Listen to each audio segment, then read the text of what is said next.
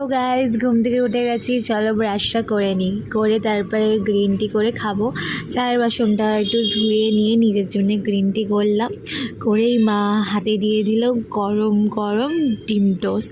দাঁড়াও একটু সসে একটু কারুকার্য করে নিই, ডেকোরেশন করে তোমাদের দেখাই, বেশ ভালোই লাগবে। দুটো চকিয়ে নিলাম, একটু স্মাইলি করে নিলাম, হয়ে গেল।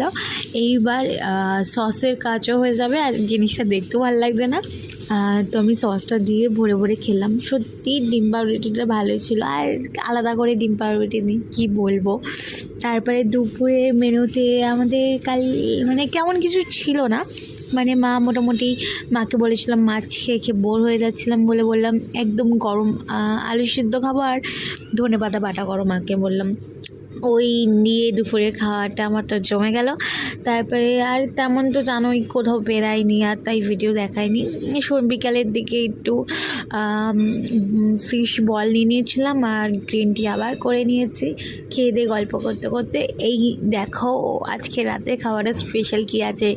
হ্যাঁ, ফিশ ফ্রাই আর ওদিকে চিকেন কষা আর সাথে পোলাও।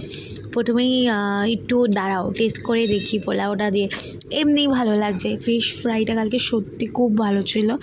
একটু পেঁয়াজ নিয়ে একটু জমিয়ে না খেলে হবে বলো, একটু চিকেনের গ্রেভিটা নিয়ে ভালো করে মাখিয়ে এই তুলে নিলাম আমার মুখে।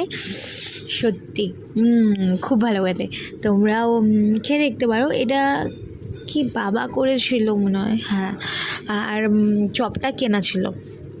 তারপরে তোমাকে আমি ভেঙে দেখাচ্ছিলাম বাবা যেখান থেকে চপটা এনেছিল, অনেকটা দেখো মাছের পরিমাণটা যথেষ্ট আছে বেশি।